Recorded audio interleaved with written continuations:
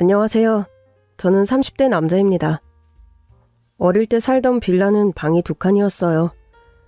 안방이 크고 작은 방이 아주 작은 형태였는데 아버지는 늘 그 작은 방에서 지내셨습니다. 학교에서 돌아와도 아버지는 늘 작은 방에만 계셨고 제가 잘 때까지도 얼굴을 본 일이 거의 없었어요. 엄마는 늘 저에게 조용히 하라고 하셨는데 어릴 때 들은 말이 늘 조용히 해라, 조용히 놀아라, 조용히 자라라는 말뿐이었죠. 작은 방에 있던 아버지 때문이었어요. 아버지는 늘 그 방에서 공부만 하셨거든요. 친구들은 아빠가 회사에서 돌아오는 길에 뭘 사다 줬다는 말도 자주 했는데 저는 할 말이 없었어요. 아버지는 늘 혼자 식사를 하셨고 그 시간 외에는 늘 방에만 계셨으니까요. 엄마는 아버지를 대신해 우리 가족의 생계를 책임지셨는데 저는 아버지가 어떤 공부를 하시는지는 잘 몰랐던 것 같아요. 나중에야 알았죠. 결국 열심히 공부한 끝에 교수가 되셨거든요. 어릴 때라 제가 없을 때 나갔다 오셨을 수도 있지만 그제야 아버지가 어디 나가는 걸 봤던 것 같아요. 엄마는 매일 밤 아빠가 입으실 양복을 열심히 다려서 걸어놓으셨는데 그 양복이 그렇게 멋있어 보일 수가 없었어요. 엄마 몰래 슬쩍 만지다가 꾸중을 들은 적도 있었습니다. 그러나 아버지는 교수가 된 후로도 자주 볼 수 없었어요. 집에 워낙 늦게 오시기도 했고 여전히 잠도 작은 방에서 주무셨습니다. 하루는 아침에 일어났는데 거실에서 소시지 냄새가 나더라고요. 엄마, 오늘 아침은 소시지예요? 어? 그런데 제 질문에 너무 당황하시는 겁니다. 소시지는 무슨... 이상하다 싶었지만 일단 화장실에서 씻고 나왔는데 쓰레기통 안에는 소시지 봉투가 보이는 겁니다. 그날 처음으로 울었던 것 같아요. 엄마, 왜 맨날 좋은 건 아빠만 해요? 어허, 아빠가 우리 집 가장이시잖아. 그래도 그 즈음엔 가장이 뭔지는 아는 나이였어요. 아빠는 저한테 용돈도 안 주잖아요. 엄마가 주잖아. 선물도 안 사주잖아요. 이제 사주실 거야. 무엇보다 넌 이제 교수 아들이야. 그게 다 아빠가 열심히 공부하셔서 된 거잖아. 물론 그즈음 학교에서 전 교수 아들로 불리고 있었어요. 그러나 교수인 아버지가 뭘 하시는지는 잘 알지 못했죠. 그러던 어느 밤 자고 있는데 거실에서 부모님이 싸우는 소리가 들렸습니다. 당신, 그게 도대체 무슨 소리야? 더는 당신이랑 못 살겠다고. 대체 왜? 당신처럼 무식한 여자랑 사는 거 곤욕이야. 뭐? 이제 와서 내가 무식하다고? 그래, 알아. 당신이 내 뒷바라지 열심히 해준 거. 그래도 공부는 내가 한 거잖아. 내가 안 했으면 그렇게 뒷바라지 해줬어도 교수가 된다는 보장은 없지. 그래서 나랑 우리 애 버리고 혼자 교수로 홀가분하게 사시겠다? 양육비를 원해? 아니, 난 절대 이혼 안 해.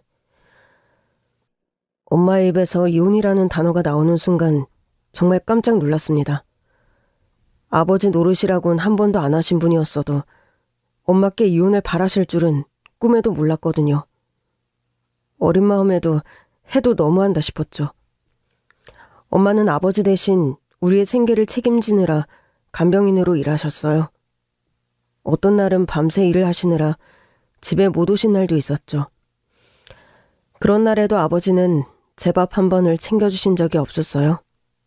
덕분에 어릴 때부터 스스로 밥을 챙겨 먹을 줄 알았고 엄마 대신 지저분해진 집을 치우기도 했습니다. 다음날 아침 눈을 떴을 때 엄마는 울고 계셨습니다. 그리고 작은 방은 비어 있었죠. 엄마, 아빠 가신 거예요? 제 말에 엄마는 저를 끌어안은 채 엉엉 우셨습니다. 엄마가 우시는 걸 처음 본 날이기도 했습니다. 그날 이후 엄마와 둘이 살기 시작했어요. 저는 엄마를 웃게 해드리고 싶어서 열심히 공부하기 시작했습니다. 아버지가 집을 나가신 후에도 엄마와 저는 계속 그 집에서 살았어요. 작은 방은 아버지가 아닌 제 공부방이 됐죠. 그래서 그 방에서 열심히 공부하는 저를 볼 때마다 아버지가 떠올라 괴롭기도 했어요. 제가 그 모습을 닮은 건가 싶었거든요. 그러나 제가 1등 성적표를 가져갈 때마다 엄마는 정말 행복해 하셨습니다. 내 낙은 너야. 그래도 네가 아빠 닮아서 머리가 좋나 보다. 솔직히 엄마 입에서 나오는 아버지 이야기는 정말 듣기 싫었어요. 그 사람을 닮았다는 말은 더 싫었죠. 그러나 부인할 수 없는 사실은 저도 공부를 꽤 잘했다는 겁니다. 덕분이라고 하고 싶지 않았어요. 아버지 논리대로라면 저도 제가 열심히 해서 잘하는 거니까요. 엄마가 뒷바라지 해줬어도 본인이 열심히 안 했으면 못됐다는 아버지의 말을 기억하고 있었어요. 그 말이 엄마에게만 상처가 된 게 아니라 저에게도 상처가 됐던 거죠. 대학 진학을 앞두고 엄마는 제가 교수가 되길 바라셨어요. 마치 떠나간 아버지의 자리를 제가 채워주길 바라시는 것 같았죠. 저는 단호하게 말했습니다. 엄마, 제가 열심히 공부한 건 아버지처럼 방구석에 틀어박혀 공부만 하고 싶어서가 아니에요. 전 오히려 엄마처럼 실행력 있는 사람으로 살고 싶어요. 뭐? 그게 도대체 무슨 소리야? 전 검사가 될 거예요. 엄마처럼 책임감 강한 사람으로 살 거예요. 제 말에 엄마가 눈물을 흘리시더라고요. 우리 아들 참 잘 컸네. 엄마 닮았으니까 당연히 잘 컸죠. 그래, 맞다. 넌 내 아들이야. 엄마는 그날에서야 교수라는 단어를 인생에서 지우신 듯 했습니다. 엄마에게 교수는 아버지의 꿈이었고 아버지 그 자체가 아니었나 싶어요. 그날 이후 저는 열심히 공부해서 법대에 들어갔고 대학에 간 후에도 연애에는 관심조차 없었습니다. 그저 공부만 했어요. 그런 저에게도 관심을 보이는 여학생이 있긴 했죠. 야, 여기서 공부 안 하는 사람은 하나도 없긴 한데 너는 좀 너무한 것 같아. 어느 날 도서관에서 나와서 집에 가려고 하는데 웬 여학생이 다짜고짜 제 앞을 막고 그러는 겁니다. 너무 놀라서 물었어요. 누구신지. 뭐? 내가 누군지도 몰라?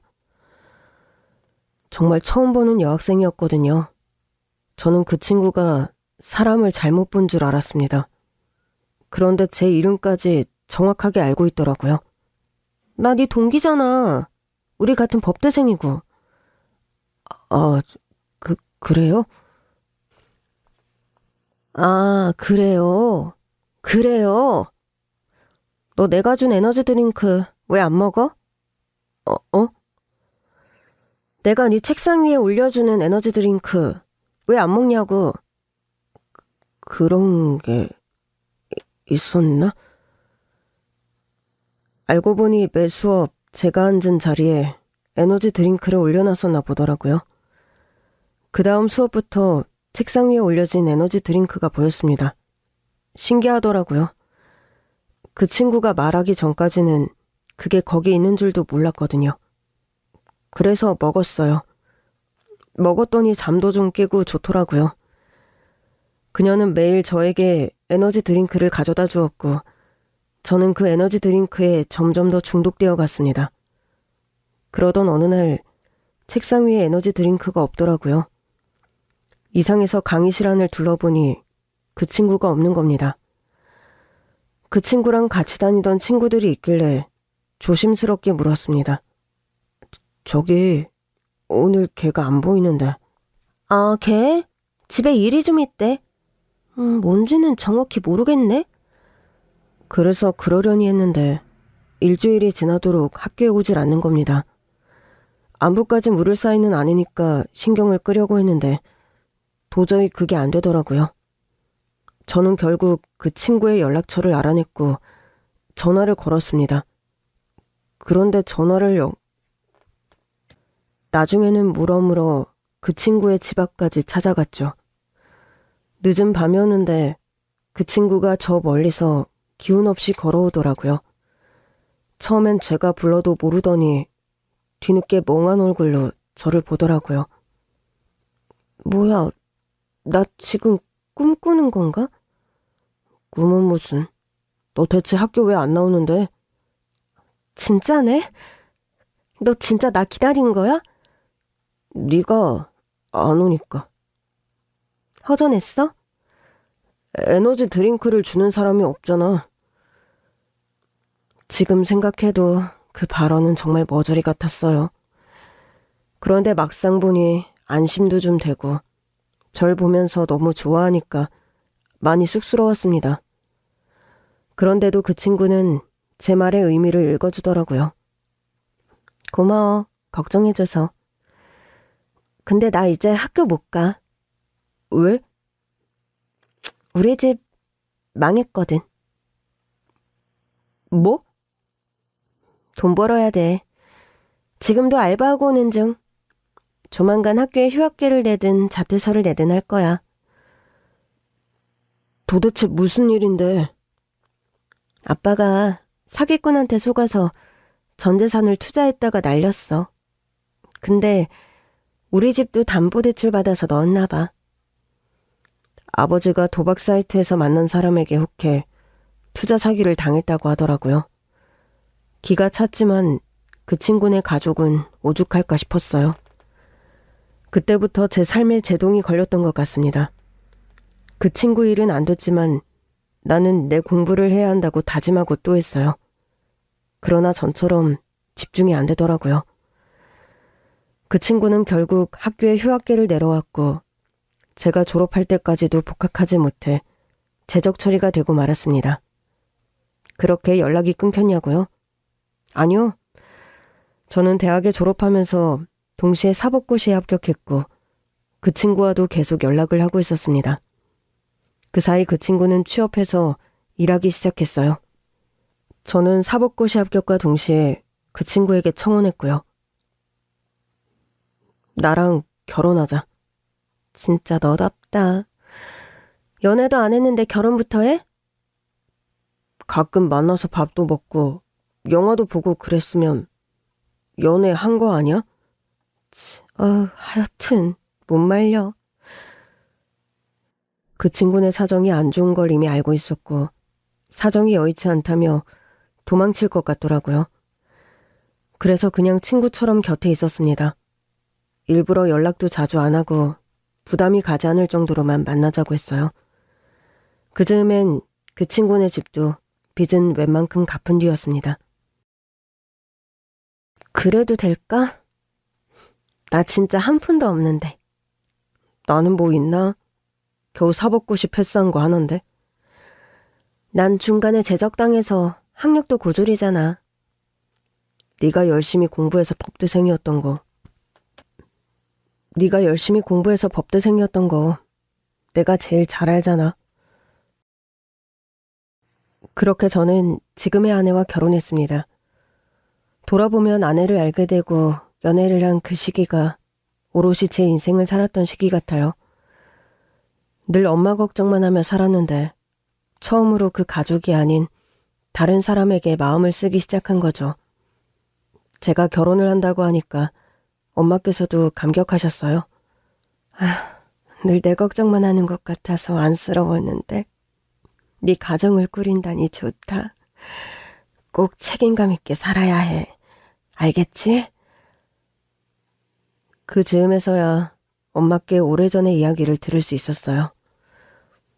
너 갖고도 만삭인 몸으로 간병인 일을 했었어. 아빠가 유학 중이었거든. 그때는 그게 잘하는 건 줄 알았어. 내가 도와주면 교수 될 거고 우리 아들도 교수 아들 되는 거니까 다 됐다고 생각했지. 그래, 솔직히 나도 교수 사모님 소리 듣고 싶었어. 간병인 일 하면서 나 무시하는 사람들을 얼마나 많이 만났겠니? 결혼 전에도 집에선 관심도 없던 딸이었지. 그런 내가 교수 사모님 소리 들으면 다들 부러워하겠지 생각했던 것 같아. 유학도 다녀왔다고요? 넌 어려서 몰랐을 거야. 교수 되려면 유학 다녀와야 한다고 해서 없는 돈 다 보태서 보냈었지. 유학 가서 박사도 떼왔는데 바로 교수가 안 된 거야. 그랬더니 사람이 방에만 틀어박혀 공부만 하더라고. 물론 가끔 시간 강사 자리도 나가긴 했는데 시간 강사로 무시당하는 거 싫다고 실력으로 승부하겠다며 공부만 했지. 그렇게 두는 게 아니었는데. 어떤 게 후회되세요? 나도 기대고 싶었는데 좀 기대면서 살걸. 조금씩이라도 뭐라도 해달라고 할걸. 나가서 돈도 좀 벌어오라고 하고 너도 좀 보라고 하고. 그게 후회되네. 가난한 애들 둘이 만나서 결혼 반지 하나 없이 결혼했거든. 엄마는 반지 하나 없는 마른 손을 만지며 그러셨습니다. 사실 그즘 아버지가 꽤 저명한 교수가 돼 있었어요. 종종 TV에도 나오는데 엄마가 그걸 보고 계셨더라고요. 저는 처음으로 아내에게 우리 집 이야기를 털어놓았습니다.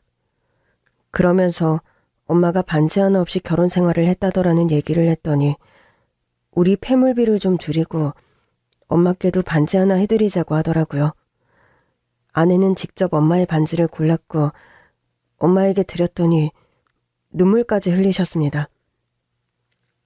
그래, 니들들이 정말 인연이었나 보다. 이렇게 예쁜 며느리가 우리 집에 들어오다니. 고맙다. 행복하게 잘 살아야 해. 알겠지? 엄마는 아내를 꼭 안아주셨고 그렇게 우리 집에도 새로운 가족이 들어왔습니다. 결혼 후 검사가 됐어요. 아내와 함께 발령지로 이사를 갔는데 길에서 우연히 낯이 익은 사람을 봤어요. 엄마가 저를 임신한 채 유학 뒷바라지까지 했지만 결국 엄마와 저를 버리고 간 아빠였습니다. 종종 TV에서도 봤던 터라 바로 알아볼 수 있었어요.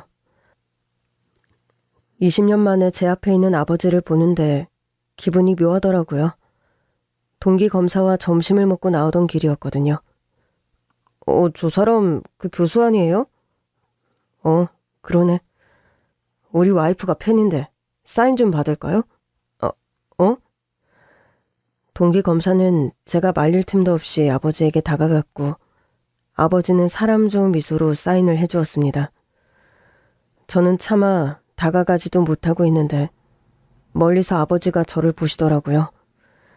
그러더니 표정이 조금 굳는 겁니다. 설마 알아본 건 아니겠지 생각하며 동기검사와 근무지로 돌아가는데 자꾸만 아까 본 표정이 걸리더라고요.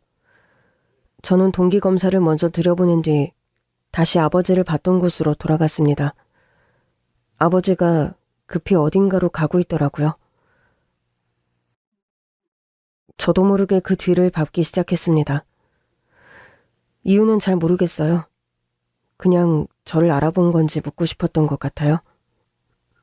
그런데 아버지가 다소 외진 곳의 건물로 들어가시더라고요. 이상해서 그 건물을 보고 있는데 갑자기 누군가 말을 걸었습니다. 미행 없었죠? 그 사람을 돌아본 순간 저는 깜짝 놀라고 말았습니다.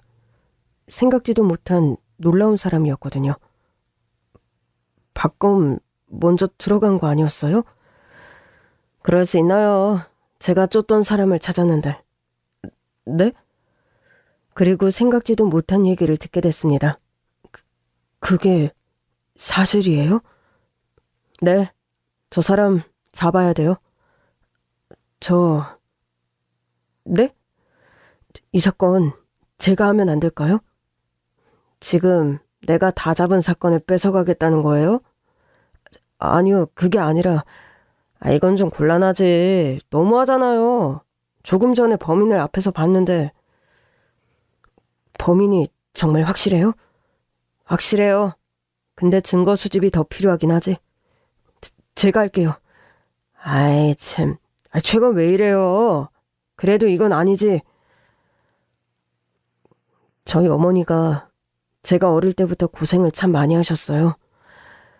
아버지 뒷바라지 하려고 만삭인 몸으로도 일을 못 쉬었다고 하시더라고요. 진짜 최건 지금 나한테 자기 불쌍한 얘기하면서 어필하는 거예요? 그렇게 힘들게 어머니가 공부시켜서 검사시켰다 이건가? 힘들게 공부하는 사람이 어딨어. 그래도 안 돼. 그게 아니라 힘들게 뒷바라지한 사람이 저희 아버지였어요. 그래서 교수를 만드셨죠. 잠깐만, 교수라고요? 동기 검사가 아버지가 들어간 쪽을 돌아보더니 화들짝 놀라더라고요. 설마 저분이? 맞아요. 저분이 제 친부예요. 뭐라고요? 진짜예요? 네. 근데 왜 성이 다르지? 저랑 엄마를 버렸고 친권도 포기하셨거든요. 그래서 지금 저는 엄마 성을 쓰고 있어요. 와, 대박이네. 근데도 본인이 수사하겠다는 거예요? 가능하겠어요? 제가 하고 싶어요. 사실 이상했거든요. 엄마가 인생을 걸고 유학도 보내고 교수까지 만들었다는데 한 번도 아버지 역할을 해주신 적이 없어요. 교수식이나 됐으면서도 저나 엄마에게 따뜻한 말 한마디 한 번 안 하셨고요. 그럴만도 하죠. 그때는 정체를 몰랐을 거 아니야. 몰랐죠. 정말 저 사람이 불법 도박 사이트 운영자예요? 아버지를 쫓던 동기검사에게 들은 이야기는 놀라웠습니다. 나도 처음에 못 믿었어요. 요즘 방송에도 나오는 저명한 교수 아니에요. 근데 우리가 밝혀낸 도박 사이트 운영자가 이름이랑 생년월일이 같더라고. 설마 했는데 진짜 동일 인물인 거예요. 그간 계속 뒤를 밟았었는데 학교랑 집 외에는 어디 가는 데가 없더라고. 그러다 바로 오늘 갑자기 주거 지역도 아닌 우리 지역에서 발견된 거죠. 범인이 연고도 없는 지역에 나타났다. 이거 느낌이 오잖아. 그래서 사인받는 척 가까이 가서 신원 확인 좀 해봤죠. 믿기지 않네요. 어릴 때 아버지는 어떤 사람이었어요? 그냥 단순히 정을 안 주던 사람? 정을 안 주는 정도가 아니라 야박하고 매정한 사람이었죠. 늘 혼자 작은 방에서만 지냈어요. 운둔하는 스타일이었구나. 그랬던 것 같아요. 공부한다고는 하는데 정말 그 방에서 나오는 법이 없었어요. 결국 교수가 돼서 아예 우리 집을 나가버리긴 했지만 그때부터 좀 음흉한 사람이긴 했네요.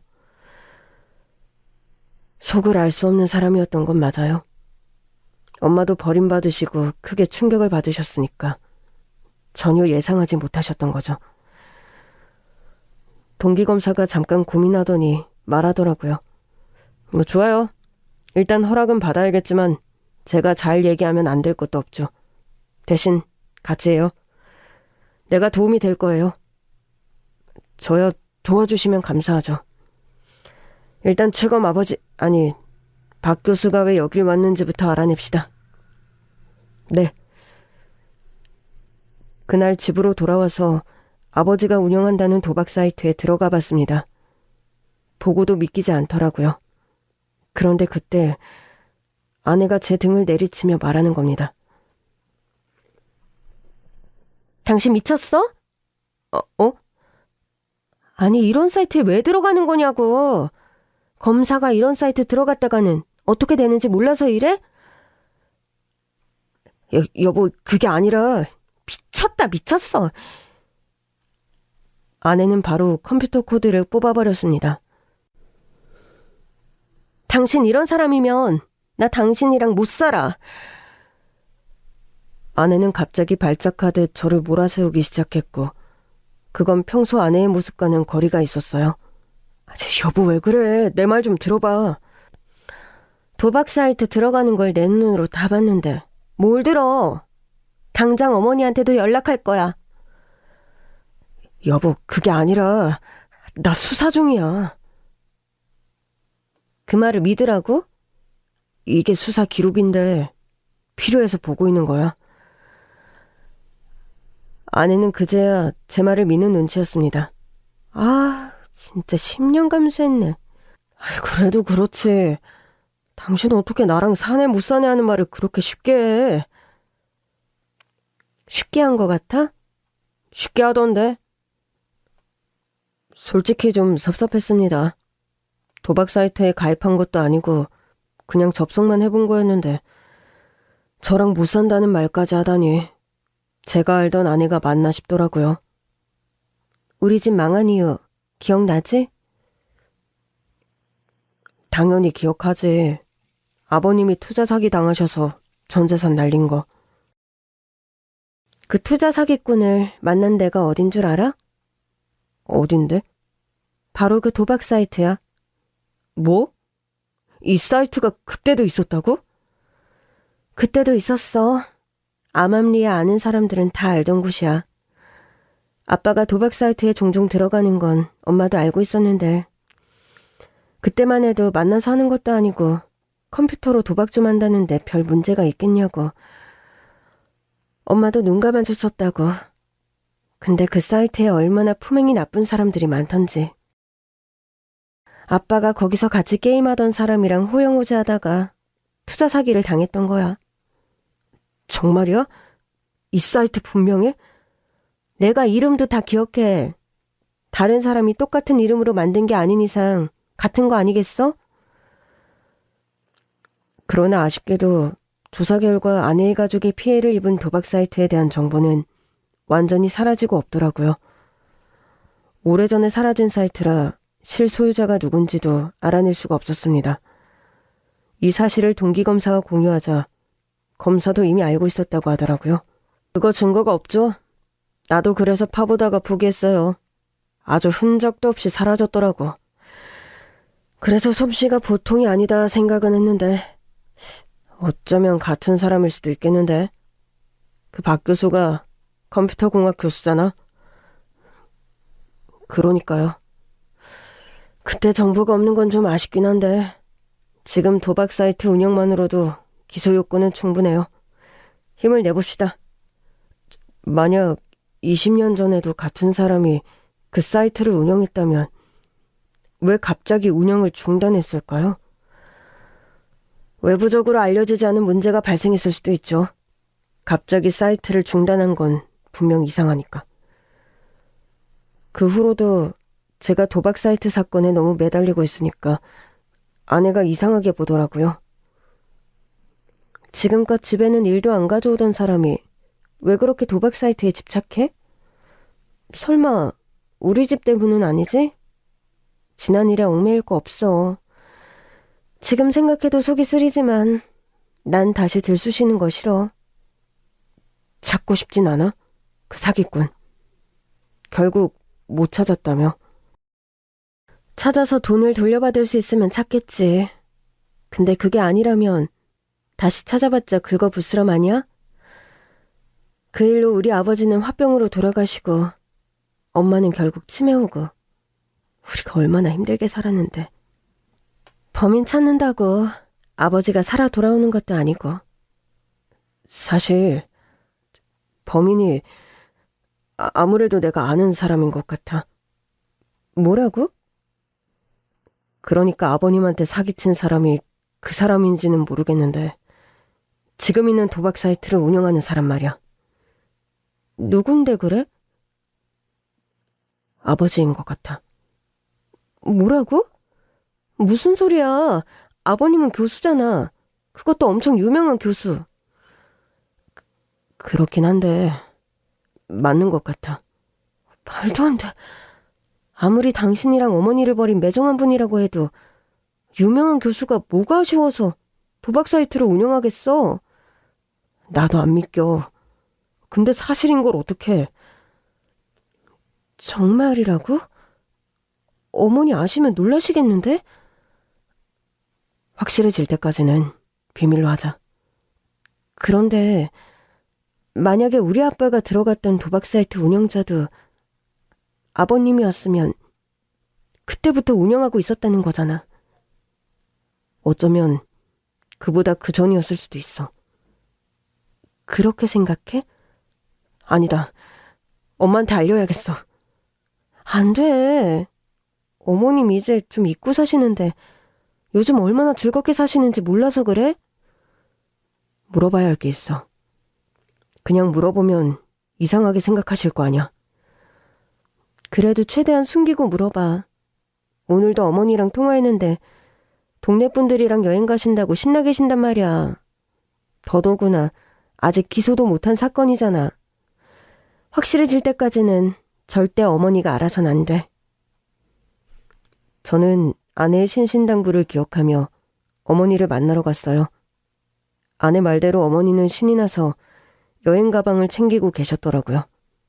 밥은 먹었어? 먹었죠. 이거 엄마가 좋아하는 간식. 여행 가서도 같이 드세요. 넉넉히 샀으니까. 역시 우리 아들밖에 없네. 그나저나 무슨 일이야? 이 밤중에. 엄마, 아버지 말이에요. 혹시 작은 방에서 혼자 지낼 때 거기 컴퓨터도 있었어요? 그럼 있었지. 아빠가 컴퓨터 박사였잖아. 그때만 해도 컴퓨터는 부잣집에만 있었는데 그거 사주다가 아주 허리가 휘었다. 엄마가 어디 컴퓨터만 사줬어요. 이제 다 지난 일이야. 나는 우리 아들이 검사 되고 결혼까지 하고 나니까 이제 원망도 없어. 내가 키워서 이렇게 잘 키웠으니 된 거지. 그 인간은 어딘가 음흉한 데가 있었어. 그러니 나도 모르게 나를 버렸겠지. 어떤 사람이었어요? 사실 저는 어릴 때가 기억이 잘 안 나요. 어떤 사람? 말 그대로 음흉하고 지 좋은 것밖에 모르던 인간이었지. 애초에 알아봤어야 했는데 연애 때는 그런 모습이 신비로워 보이더라고. 그래서 저 사람은 뭔가 다르다. 골몰하는 게 결국엔 박사가 될 것 같다 싶어서 눈 딱 감고 결혼해서 뒷바라지 해줬지. 혹시 그때 아버지 관심사가 뭐였는지 아세요? 언제? 결혼하고 나서? 아니요, 결혼 전에. 그래도 그때는 얘기도 많이 하셨을 거 아니에요? 글쎄, 무슨 말을 했더라. 어머니는 오랜 기억을 더듬듯이 한참을 생각하시더니 불현듯 손뼉을 치셨습니다. 맞다. 돈 많이 벌 거라고 했어. 컴퓨터로 돈 많이 벌 거라고. 그래서 내가 속으로 그랬지. 박사 된다는 사람이 웬 돈을 벌겠다고 저러나. 근데 그 사람이 그러더라고. 나중에는 컴퓨터로 못하는 게 없는데 익명으로 돈을 벌 수 있어서 가장 좋은 거라나 뭐라나. 그러면서 익명의 공간을 만들어서 돈을 벌 거라고 그랬지. 근데 뭐 지금 보니까 TV 출연료로 돈 벌겠더라. 교수라는 사람이 왜 이렇게 TV에 많이 나오는지. 누구 속을 뒤집으려고. 돈을 벌겠다고 했다고요? 결국엔 그게 자기 최종적인 꿈이라길래 뭔 소린가 했다니까. 익명성. 익명성은 개뿔. 아휴, 너무 유명해져서 탈 아니니? 나는 그 인간 나올 때마다 얼마나 가소롭던지. 나와서는 고상한 척, 책임감 강한 척은 혼자 다 하더라. 그래서 많이 미우세요? 꼬투리 잡혀서 더는 안 나왔으면 좋겠어요? 제 질문에 엄마는 잠시 고민하셨습니다. 그러더니 고개를 저으시더라고요. 이제는 남남이지만 그래도 네 아빠인데 그렇게 되기야 바랄 수 있겠어? 그래도 여태 재혼 안 했더라. 나는 그게 그래도 우리를 기억하고 있는 것 같아서 마음이 좀 그래. 우릴 기억했다면 벌써 찾아왔겠죠. 저 장가가기 전까지는 그 집에서 계속 살았는데 무슨 낯짝으로 찾아오겠어. 그래도 재혼 안 한 게 은근히 위로가 되더라니까. 다른 데 빠져 있었나 보죠. 응? 아니에요. 저 그럼 가볼게요. 이거 물어보려고 왔어? 엄마 여행 가신다고 그래서 간식이나 사다 드릴까 하고 왔어요. 피곤한데 뭐하러. 운전 조심해서 가. 알겠지? 엄마의 배웅을 뒤로 한 채 나오는데 마음이 이상하더라고요. 그런 사람인 줄도 모르고 젊은 시절을 다 바쳐서 아버지에게 헌신한 엄마의 삶이 안쓰럽기도 했습니다. 조사를 이어간 결과 아버지가 들어갔던 의문의 건물은 도박 사이트의 거점 시설이 있는 곳으로 파악됐습니다.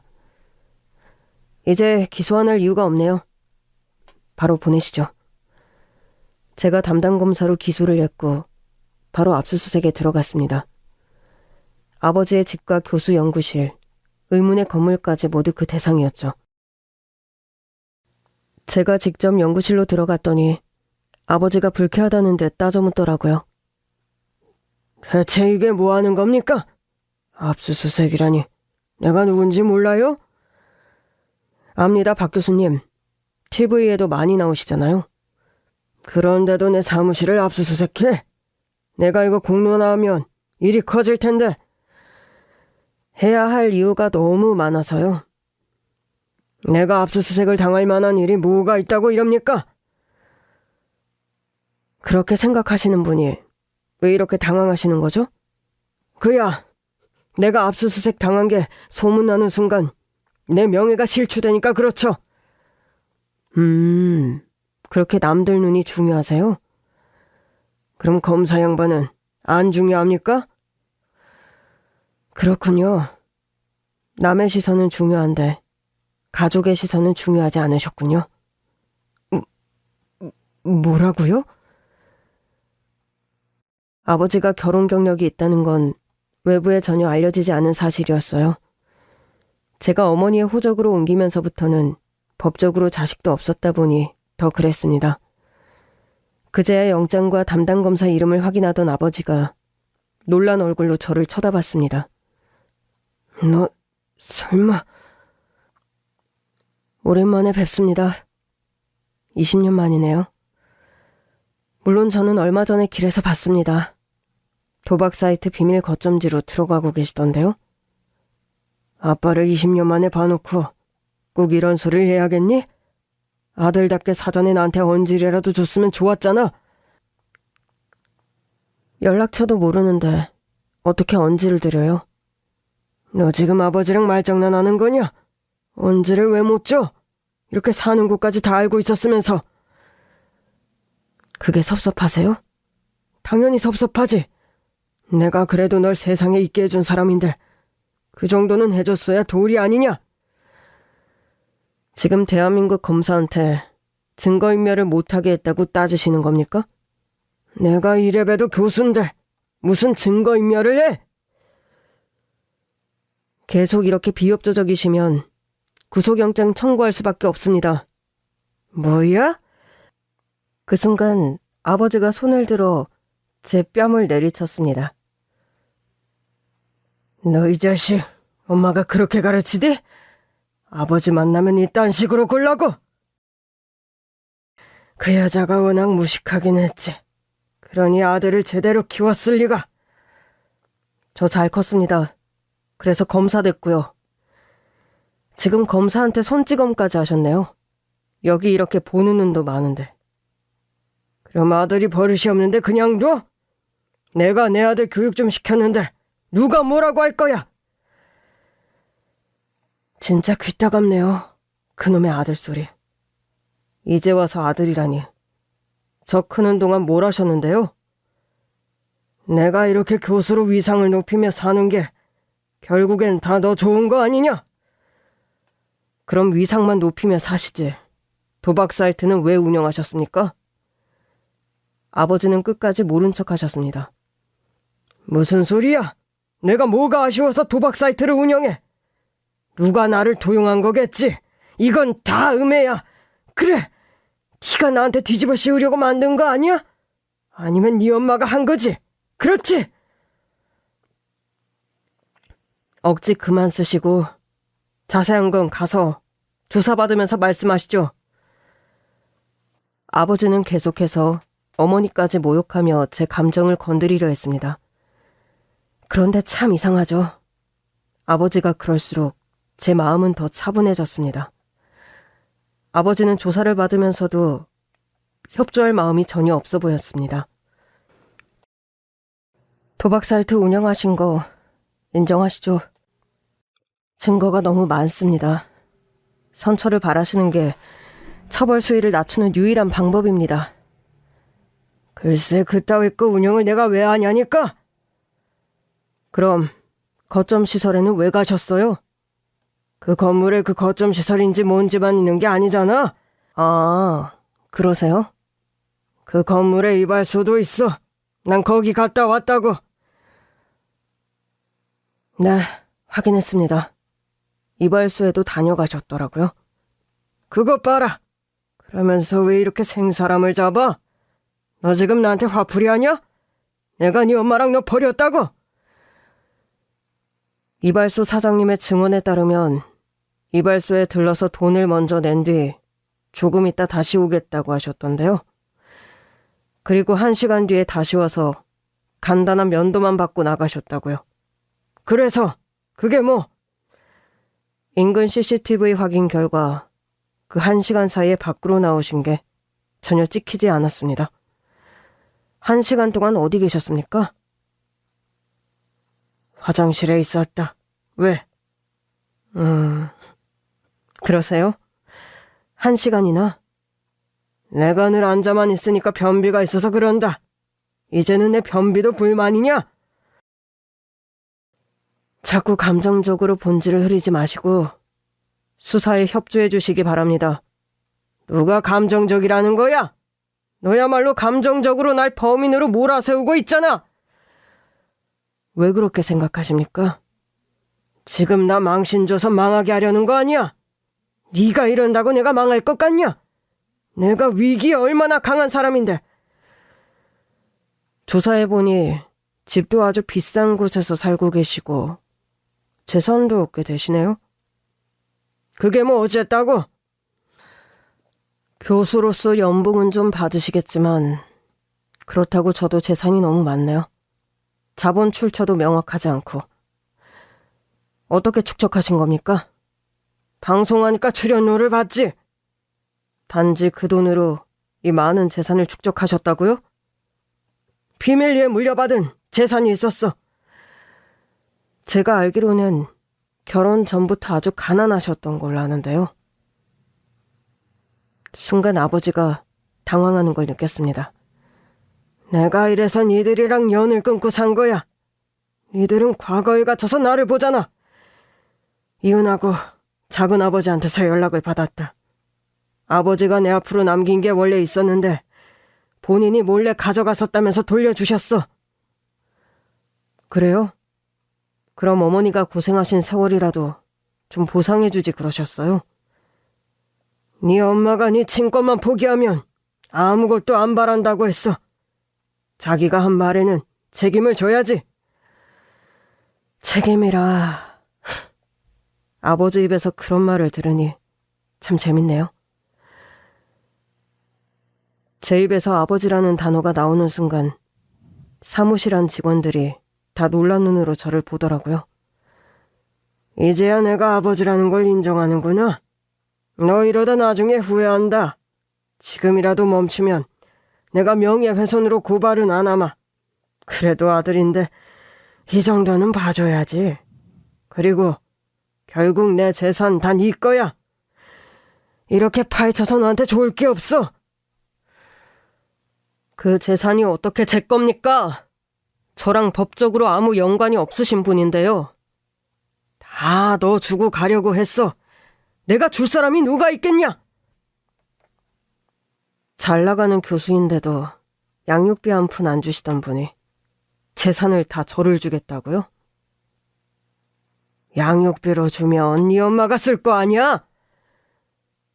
그때는 저도 화가 나서 더는 못 참겠더라고요. 말이라도 엄마한테는 그러시면 안 되죠. 뭐? 엄마가 저 갖고도 만삭의 몸으로 아버지 유학 뒷바라지도 했다면서요. 그 뒤에도 아버지는 공부한다고 해서 엄마 혼자 우리 생계를 다 책임지시고 살았는데 엄마가 아버지 돈 쓰는 게 아까워요? 누가 아깝대? 너 왜 자꾸 내 말을 꼬아서 들어? 그래, 알았다. 네 엄마도 돈 줄게. 그러니까 이제 그만 화풀이하고 주사 끝내자. 더 봐봐야 나올 거 하나도 없어. 10분 쉬었다가 다시 시작하시죠. 이 자식이 진짜 왜 이렇게 똥꼬집이야? 다 널 생각해서 그만하라고 하는 건데. 10분 쉬는 사이에 마음을 바꾸셔야 할 겁니다. 조사에 성실하게 임하는 쪽으로. 잠깐 나와서 한숨을 돌리는데 동기 검사가 다가오더라고요. 힘들면 내가 할까요? 생각보다 힘드네요. 와, 저렇게 철면 피일 줄은 생각도 못했네. 자꾸 아버지인 거 내세워서 봐달라고 한다면서요? 네. 지금껏 제 인생에 없었던 분이 갑자기 아버지 노릇을 하려고 하시네요. 본인에게 불리하다는 걸 다 알고 있을 거예요. 그러니 마지막 끈이라도 잡으려고 저러는 거죠. 네. 그래서 다음 조사에서 확실하게 매듭 지으려고요. 그리고 다시 조사하러 들어가려던 그때였습니다. 아내에게서 전화가 오더라고요. 여보. 여보. 응? 엄마가 잠깐 치매 증상 없이 정상으로 돌아오셨는데. 정말? 당신 알아보셔? 응. 내가 혹시 몰라서 기사에 뜬 아버님 사진을 보여드렸거든?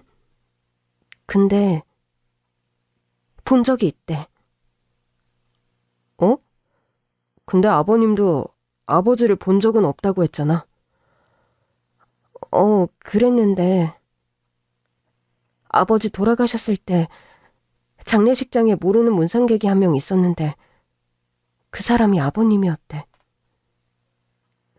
설마. 자기가 우리 아버지가 사기당한 사람 만난 도박 사이트 운영자라고도 했대. 뭐? 정말이야? 그래서 미안해서 왔다고. 자기는 모르는 일이었지만 삼가 고인의 명복을 빈다면서 부조금도 두둑이 하고 갔대. 아내와의 통화를 마친 뒤 저는 다시 조사를 시작했습니다. 아버지는 계속해서 아니라고 잡아떼기만 했어요. 그러나 미리 말한 대로 증거는 충분한 상태였습니다. 지금까지 보여드린 증거를 통해 박 교수님이 도박 사이트의 실소유자라는 게 밝혀졌습니다. 그런데도 인정 안 하실 겁니까? 아버지는 끝까지 대답을 안 하시더라고요. 그리고 저는 압수수색을 통해 찾은 또 다른 증거들을 내놓았습니다. 조사 결과 전에도 같은 도박 사이트를 운영하셨더라고요. 그런데 갑자기 사이트를 폐쇄하셨었죠. 증거도 없는 소리 하지 마. 증거가 있습니다. 압수수색하면서 박 교수님이 비밀리에 저장해둔 자료들을 다 찾았거든요. 아버지의 얼굴이 비로소 새하얗게 질리더라고요. 그 사이트로 인해 투자 사기건이 하나 있었는데 기억하십니까? 기억 안 납니다. 본인이 직접 피해자의 조문도 가신 걸로 아는데 기억이 안 나신다고요? 뭐? 그걸 네가 어떻게 알아? 그 사람이 지금 제 아내의 아버지셨거든요. 순간 아버지는 할 말을 잃은 표정이었습니다. 서버의 주인이셨으니 범인을 밝혀내는 것도 가능하셨던 거 아닙니까? 그건... 그런데 피해자의 조문을 가서 넉넉한 부조금을 주고 왔다. 뭔가 이상하네요. 박 교수님은 그저 사이트 운영자였을 뿐인데 굳이 넉넉한 부조금까지 주고 오셨다니. 인간적인 마음으로 한 건데 그게 뭐 잘못입니까? 인간적인 마음. 그 마음을 가족한테만 안 쓰셨네요. 이것 봐. 넌 중립적이지가 못해. 아무래도 안 되겠다. 담당검사 바꿔줘요. 안 그러면 나도 조사 안 받습니다. 좋습니다. 그렇게 하죠. 정말이냐? 네. 그럼 지금까지 부정하지 않으신 모든 내용을 사실로 알면 되겠습니까? 정리는 하고 넘겨야 할 것 같아서요. 그렇지. 그 정도야 뭐. 그럼 전에 있었던 같은 이름의 도박 사이트 운영자셨던 건 본인 입으로 시인하신 거네요? 예? 제가 계속 검사로서의 기조를 유지하자 아버지도 중간중간 자신도 모르게 존댓말을 하시더라고요. 인정하셨잖아요. 제가 본인이 도박 사이트 운영자였을 뿐인데 조문을 간 거냐고 했을 때 아니라고 부인을 안 하셨습니다. 그때부터 아버지는 제 수사에 넘어오기 시작했습니다. 결국 모든 혐의는 인정됐고 아버지는 감옥에 가게 됐어요. 안타깝게도 아버지가 아내의 집에 끼친 피해에 대한 증거는 없었습니다. 전에 있었던 같은 이름의 도박 사이트가 아버지의 소유였다는 건 밝혀졌지만 투자 사기를 직접 친 게 아버지라는 증거가 없었던 거죠. 그럼에도 정황상 그 역시 아버지였다는 것을 외면하기 힘들었습니다. 저는 아내에게 사과했어요. 미안해. 아무래도 아버지가 한 것 같아. 그땐 이미 당신 아버지도 아니었잖아. 그래도 나라도 사과할게. 그러지 마. 당신 가족은 나야. 박 교수가 아니라. 그나저나 차마 어머니께는 연락도 못 드렸어. 오늘 뉴스 나왔던데 보셨겠지? 내가 할게. 어머니는 이미 뉴스를 보고 생각을 정리하셨더라고요. 그러면서 마지막으로 아버지 면회를 가자고 하셨습니다. 어머니의 마지막 소원인 것 같아 갔는데 안 나오실 줄 알았던 아버지가 바로 나오시더라고요. 저랑 어머니를 본 아버지는 갑자기 눈물을 흘렸습니다. 내가 다 잘못 살았어. 이럴 줄 알았으면 양육비라도 챙겨줄걸. 이제와 그게 후회는 돼요? 그랬으면 아들이 아버지를 잡아놓는 하극상은 안 봤을 거 아니야? 뭐라고? 도대체 이게 무슨 집안 망신이냐고? 아버지한테 흠이 있었으면 아들로서 감춰줬어야지. 당신은 대체 자식을 어떻게 가르친 거야? 이러려고 나왔어? 어쩐지 면회를 고분고분 나온다 했다. 그래, 따지려고 나왔다. 그래도 당신 아들 친부가 난데 이 꼴로 만들어 놓으니 좋아? 평생 가슴에 맺힌 게 풀리디? 그래, 아주 속이 다 시원하다. 내 아들이 범인 잡았다는데 내 속이 시원하지? 그럼 갑갑하겠어? 나야말로 너같이 무식한 여자 만나서 결혼한 게 내 인생의 흠이야. 너랑 결혼 안 했으면 저런 놈이 안 나왔을 텐데. 제 아버지 뒤통수를 치는 아들놈이 어딨어? 이런 인간인 줄도 모르고 한심한 내가 틈신이지. 어쩜 이렇게까지 못난 인간이었단 말이야, 응? 그래, 나 못났다. 그래봤자 당신 아들이 더 못났지. 그래봤자 내가 지 와이프네 집안 망하게 한 건 밝혀내지도 못했어. 이게 무슨 소리야? 너 말해봐라. 결국 증거 못 찾았지? 내가 네 와이프네 아버지 망하게 한 그 투자 사기꾼인 거. 순간 어머니의 안색이 싹 바뀌셨습니다. 아들, 이게 무슨 소리야? 엄마 일단 나가요. 이제 이 사람 그만 만나는 게 좋겠어요. 저 자식 버릇없는 것 좀 봐. 뭐? 이 사람? 아버지 보고 이 사람? 엄마는 잠시 생각을 정리하시는 듯 했고 곧이어 아버지를 매섭게 노려보며 말했습니다. 이 사람이라고 해준 것만으로도 감사해야지. 어디 아비 자격도 없는 인간이 아버지 타령이야? 당신이 뭘 했든 우리 가족은 너무 행복해. 당신이 죄만 안 지었어도 이렇게 만날 일도 없었어. 그나마 죄 지어서 아들 얼굴 마지막으로 한번 봤네. 평생 거기서 썩는 주제에 그만 좀 나불거려. 엄마는 제 손을 꼭 잡으시더니 말했습니다.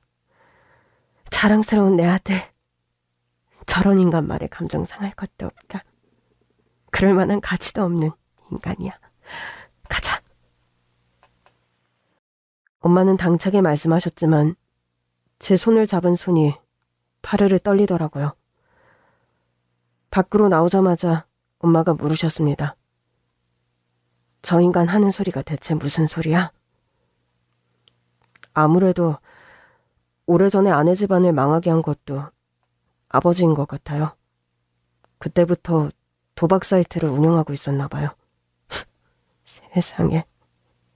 뭐 저런 인간이 다 있니? 교수식이나 돼서 뭐가 아쉬워서. 돈을 벌고 싶었던 거겠죠. 엄마한테도 그랬다면서요. 돈을 많이 버는 게 목표라고. 그랬었지. 세상에, 이게 다 무슨 일이니? 우리 며느리 얼굴을 어떻게 봐? 엄마 말씀대로 우리 가족도 아니었고 아내도 이미 알고 있었어요.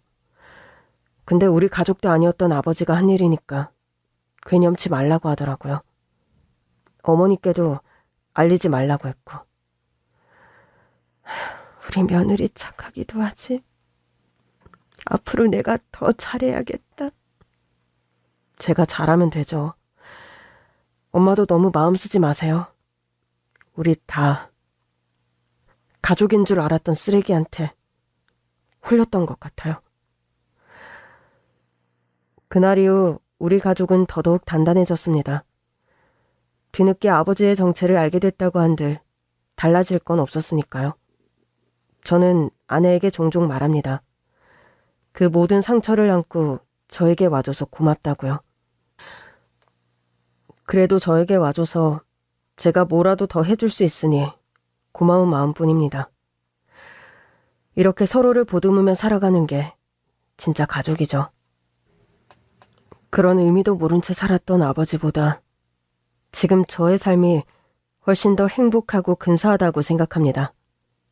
쓰레기 아버지를 만난 뒤 저는 꿈이 바뀌었습니다. 그전까지만 해도 내색은 안 했지만 성공한 검사가 되고 싶었거든요. 이제 꿈은 우리 가족이 행복한 거예요. 그 행복을 위해서 정의롭고 공정한 검사로 살아가려 합니다.